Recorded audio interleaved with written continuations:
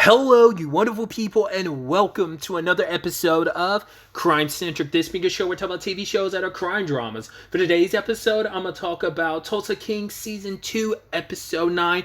Great episode. A lot of really interesting things went down in this episode, so let's break it down. So I do love the blending of, obviously, comedy and sadness when it's like, right, it's Jimmy's funeral, and it's like, oh, would you, like, is Jimmy in there? It's like, yeah, buried him with a whole bunch of stuff, and he buried him with some weed, and it's like, yeah, he's, even in the big sky, he's getting high. So it's really, really beautiful. And then the whole thing with what's the guy's name? Was it Big Smoke? Which that actor, I was like, you see that actor in so many things. I want to say The Last of Us was the most recent thing I'd seen him in, but like I know he was in Longmire and stuff. Like he's just one of those actors that you see him and stuff. I was like, I feel like I don't think he wasn't in Dark Winds, was he? I might be thinking about a different actor.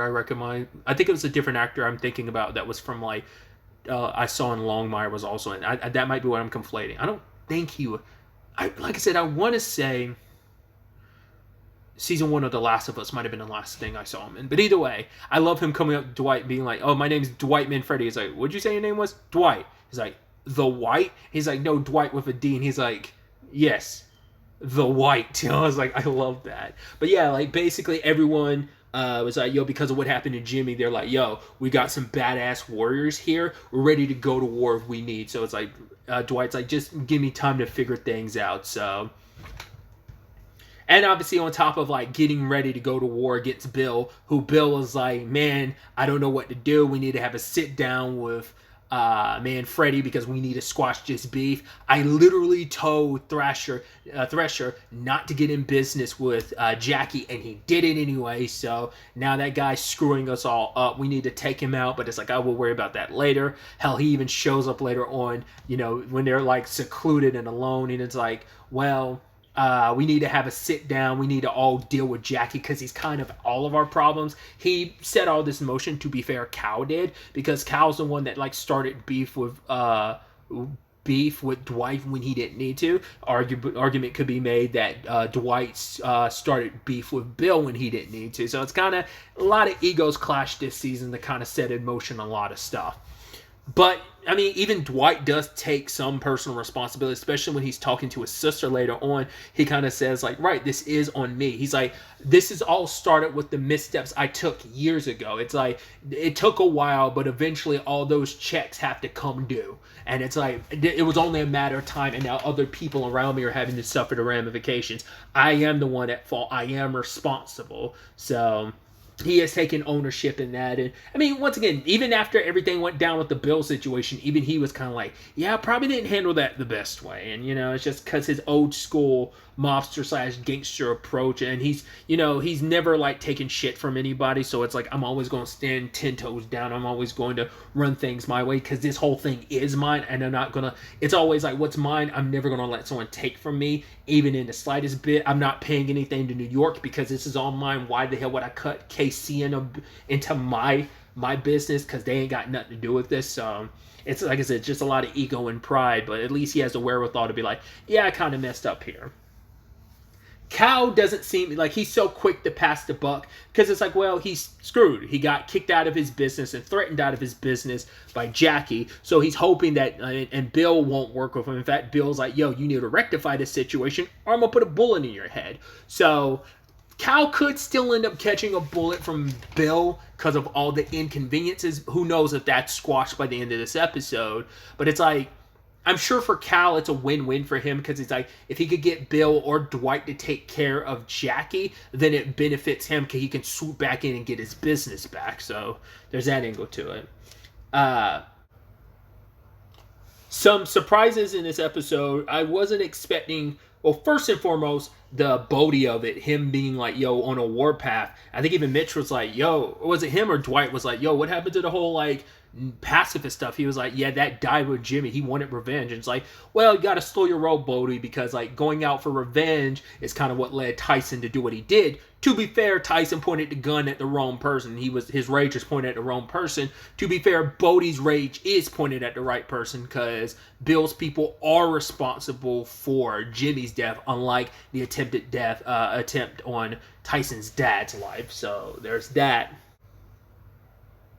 The way Cal was going to get to Dwight was kind of interesting. It's like it makes sense that he would do that because he's like, well, I know how important Margaret is. So if Bill, he's not going to listen to Bill, Chicky and them, because Chicky and them are trying to get in contact with Dwight, but Dwight's not listening to them either. So it's like, and Cal knows like, well, he's definitely not going to listen. He hates my guts. And if he hears the message of, hey, that guy I work with, Ming, gets responsible, he literally told me he would burn me to the ground. So it's kind of like, I don't want that message coming from me. Rather come off a little more soft hearing it from someone else. So he went to Margaret, but Margaret's also got a vested interest in this because Cal lent her the money to keep her ranch running and going, and he owns like a 49% stake in it, so Jackie could always come and snatch, because it's like that money is his money too, so it could always come back and blow back on her. So she goes to Dwight, which Dwight's like, you could have just come to me for the money. She's like, we didn't have that kind of relationship at that time, and now it's like, well, how do we handle this situation? And Dwight's like, no, I got it. Basically, he was kind of saying, like, you put so much fear into someone. Like, basically, your revenge has to be so fierce and swift and all hell breaking loose type of situation that you basically, there will be, like, striking fear in someone. That was my takeaway. Maybe I'm misremembering, because I can't remember the exact word, so I'm paraphrasing it, but I'm probably, like, completely butchering the meaning of it. But it just seemed like basically strike so much fear into someone that they will never make a move. Or when you strike with your revenge, you strike with, the fury of hell, go kind of scorched earth type of situation. So initially he had to sit down with Bill and Cal, but he wasn't listening to what either one of them said, even though, because he's actually saying, like, if anything, Bill's weak, because he's like, you are here literally trying to tell everyone that will listen that it wasn't you. That, it also makes sense from Bill's perspective. It's like, right, nobody wants a war, but for Dwight, it's kind of like, I'm ready for war if need be, because you did kill one of my people, but it's also like, neither one of them is necessarily in a strong position.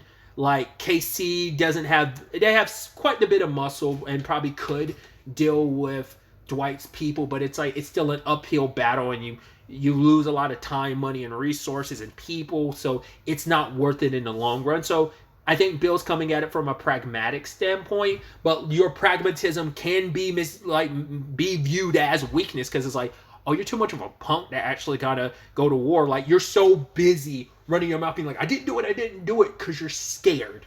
So Bill's trying to say that's not what it is, but, and that could also be playing into what Dwight wants. Like, Dwight might be talking shit just to provoke Bill. I don't know. I don't know if we're really even Steven by the end of this. And I don't know if because it's still the thing of, regardless of the misunderstanding, your guy is still alive after Tyson made an attempt on him. He's good. My guy, after having an attempt on him by your people, is not. So it's like, we aren't even. Because I think he even told,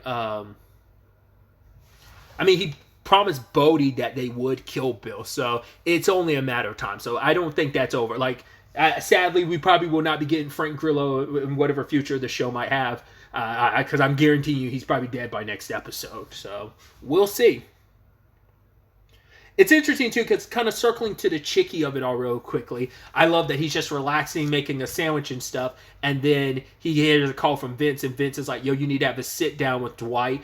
Basically try to get him to cut in with the whole New York of it all, because Dwight doesn't like me and he might listen to you, which I was like, that's stupid. I would assume it. Hey, maybe I am wrong. I would assume he hates Chicky more than he hates Vince. That's my assumption. I would assume he want nothing to do with that. Not unless Vince is trying to put him in a position so that Chicky gets popped. But it's like, well, you got him removed, but you're trying to like ease him back in. Would you really want Chicky with his temperament around you, especially after you kind of shafted him from his position as the boss? Like, I don't know, man, because that's just waiting for him to put a knife in your back. Like, to me, you're asking for trouble in that regard. But nevertheless, Chicky kind of was like signing off on it, being like, okay. So he wants to take a flight to Tulsa, but he can't because of his arrest at LaGuardia. It's like, cool, you're now on the no-fly list. So I was like, I guess you're just going to have to take a road trip. And he does. It seems like he's taking a train, I believe. So I was actually thinking, like, are you going to drive to Tulsa? But I'm also like, yeah, it's a stupid far way to go. It's like, there are faster modes of transportation. It's like, well, you could go by bus. It's like, I don't know. They never crossed my mind. Like, oh, yeah, trains are an option, you know? So I guess, you know, it kind of makes him, how the mighty have fallen. I think the episode literally, it's kind of ending on him just sitting on a train kind of being like, well, how far I've fallen. I can't even take a flight anymore because I'm on the no-fly list. I've never flown, and I actually don't know what the rules are to getting off the no-fly list. I mean, can you even get off the no-fly list? So after a quick Google search, doesn't seem like there is. You can do petitions and stuff like that to remove yourself if you believe you were wrongfully placed up there, which the lady was trying to say, like, hey, like, I can put you through a process that could begin, but it would be a very lengthy process. So yeah, so I don't know if there's any remedying that. And once again, I did do a quick Google search, a little skimming. So if I am completely wrong, if there is a means, do correct me in the comments down below. But to what a little I Googled, it was like, nah, fam, you're kind of stuck up there. So unless it's like you're able to do a petition thing and they kind of see like, okay, it's not what we thought it was type of thing. That's, I guess, as close as you can get. I don't know. Just thought that was fascinating. Like I said, Chicky just being on a train, being like, I don't know. It feels like he's no longer the gangster that he was. It feels like, yeah, I'm part of the common folk now. But I mean, like, you're still taking a plane like a regular person. So I don't know. I don't know if he's even thinking that, or maybe not. Just, I mean, you're obviously going to be on the train a lot longer than you are a plane. So kind of enjoy the sights while you can in that capacity. I guess it's a benefit for Chicky. I'm so curious to see what happens when they do potentially have a sit down. You know, because he hasn't been face-to-face with Chicky since last season, I believe. Same thing for Dwight. I think that's the last time any of them were, like, face-to-face. So, because obviously he was recently face-to-face with Vince, like, what, 2 or 3 episodes ago when he had that sit-down, was it in Atlantic City or whatever, with him, Bill, and... No, I think it was Atlanta, wasn't it? Him, Bill, and... Dwight, Bill, and Vince, if I remember correctly. So there's all that. We also got this really touching scene between Tyson's mom and dad and him, where Tyson came over to see his dad. I was like, oh, I'd assume your mom would be here, but it turns out she was. She probably didn't, the way she was looking, she didn't know Tyson was going to come over. And so, or maybe she did know ahead of time, but Mark kind of put things in perspective of, yeah, like approaching death, being on the other side of death kind of puts things in perspective. It's like, yes, Tyson, I don't agree with some of the choices he made and you're disappointed in him, honey. I get it. I understand. I am too.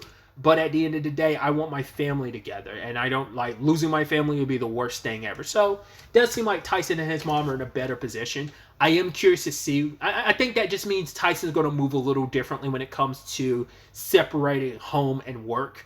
I think he's going to do a better job of that. Now he's kind of had his eyes open of like, right, this life could snatch away the people you care about most. And he doesn't want to ever be in a situation where it's like you're away from your family. It's very isolating, you know? It's like, right, you nearly lost your dad. You almost lost your mom in the process because she almost hated you and wanted nothing to do with you. So, but luckily that was remedied. So we'll see, like I said, how Tyson moves going forward. Another angle to this episode I was not expecting, where I was like, oh, was the Armand of it all. And he was kind of like, I think, going to head towards the border, but then he was kind of having a guilty conscience and turn around. I was like, wow, really? I was like, are you really just going to return the money you stole? And there was a knock at the door, but we never got an answer to that. But it was just a roundabout reveal of, hey, it ended up being Armand. He came and begged Dwight, because he promised himself, he's like, yo, I wouldn't run anymore. And he feels small and pathetic. He's like, dude, the only people I had in my life was my ex and my children, and they hate me, and I feel pathetic in front of them, and I tried my best, but it's like, right, you might as well just put me out of my misery. I'm done. It's actually, I'm curious if Dwight's sister wasn't there, would he have actually gone through with it and pulled the trigger on Armand? Or what, her showing up did stop him, and he's like, right, as long as you haven't killed anyone, you can't come back from this. It's like, luckily worked out for him because Armand, like, he could have messed around and, like, so I guess it's a good thing you didn't kill Goody last episode, because if you did, you'd be done, son, because Dwight would have hunted you with the vengeance. Like, you did steal from him, but hey, you returned it. This is probably going to, like, not be good for you in the long run when it comes to, yeah, you're probably going to have to pay interest on the money you stole. Like, that's on top of, like, the payments you're already giving him, plus the alimony, you know, and the having to pay for his kids and stuff like that. So we'll see if Armand's situation is as bad as it was previously, or maybe it's worse than it was previously. He did come through, but that was kind of it wasn't even a self-preservation thing. He was kind of like being like, yo, put me out of my misery before I'm forced to be in a situation to do it myself. So we'll see how it all works out. He even asked Dwight, like, yo, do you think I could talk to Margaret about getting my job back? So we'll see if she's willing to, because the lady that was, like, kind of took over his position temporarily, she was already working on the horses, but she kind of wants a little bit more. She's trying to figure out what she wants. She loves her job, but she wants a little more. And Margaret's like, no, that's good. Live your life and figure out what you want before it kind of, like, you know, because life can pass you by so quickly. So kind of take it in while you can. So I guess that position's opened back up. You know, it's, you know, Margaret's going to be like, cool, you get one, Armand. Do not come up here drunk, acting like an asshole again, or you're done. So I can see Margaret definitely forgive him, especially if Dwight puts in a good word. But, like, keep him around. He's an idiot, and you also want him to suffer and squirm a little bit more. So, you know, forgive him. The guy was going through some stuff at the time. We'll see if Dwight will be as diplomatic as I'm kind of thinking he might be. Because I did think it was interesting, because when you think about it, when Armand showed up to Jackie, he was like, oh my God, like, Dwight knows you're the one that blew up the car. It's like, that was a telltale sign there, because it's like, how would he know that, considering he just ran away and Dwight only found out this episode? The only reason why he'd know that is because Armand had obviously gone to him, because it's like, because I don't think Armand knew that on his own. I don't think he knew about Jackie of it all, that Jackie was responsible. I don't believe he did.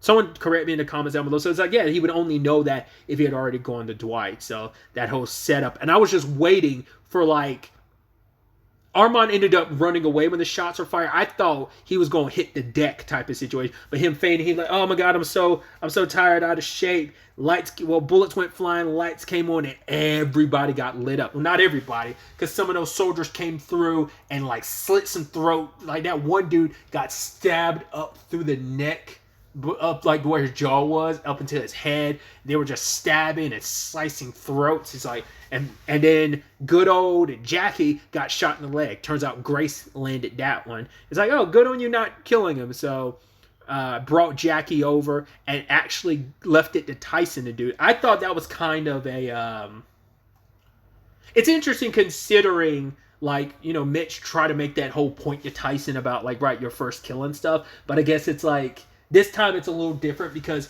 you are justified in what you're doing, because this is the man that's not only the one responsible for almost killing Mark and Tyson, he's also the one, because the actual one directly responsible is dead, because Jackie already killed him.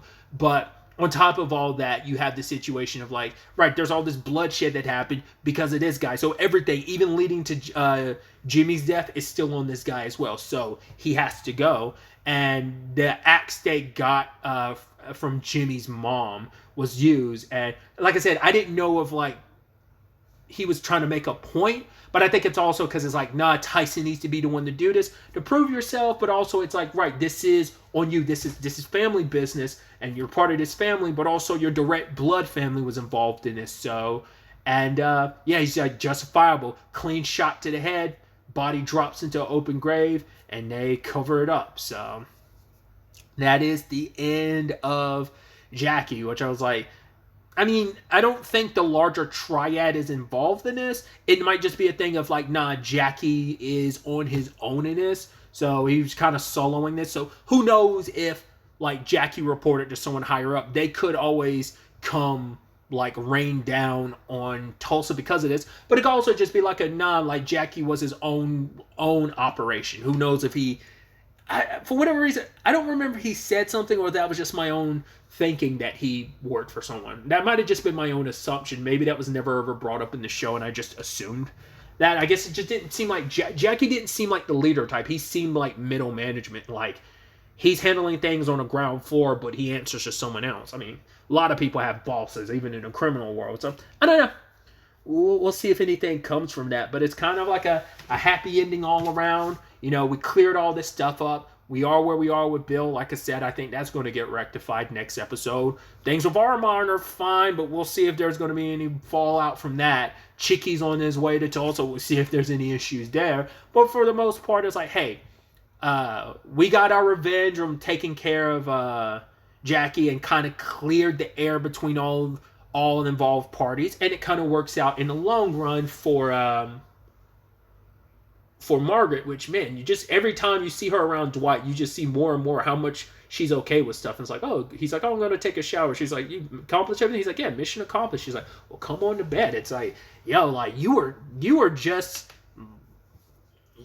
really keen on just playing, like being totally okay with this. I mean, we've seen she was before now, but it's like you just see more and more this season of how much she's okay with Dwight. And it's like, hey, someone who accepts you and sees you for all you are, hey, that's love, man. You know, it's something beautiful that you don't want to take for granted. So next episode is the season finale.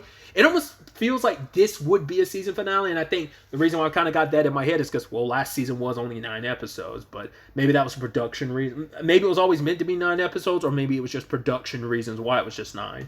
Either way, the next episode's the season finale. It's going to be interesting to see where that goes. It's not a 1-to-1, but it almost feels like it could be kind of like an Agatha all along. If you've seen Agatha, like just structurally how like, oh, the episode 8 feels like the ending, and then like 9 felt like a long extended epilogue. It feels like it's kind of got that energy. Like in any other situation, this would be the season finale. So it's like, what the hell is the season finale going to be? What is that going to set up? Where are things going to end? Like I said, I don't see Bill getting out of this. I don't know if Cal's going to end up out of this. Same thing for, I think Chicky will survive, but like Cal and Bill seem to be the ones I think will die, but who knows? Who knows if this is all squashed or not? So, but I'm excited to see how it all wraps up. But really, that's all I wanted to talk about. Till the next time we meet, be happy, be safe, live life to the fullest, and enjoy it. Good day and goodbye.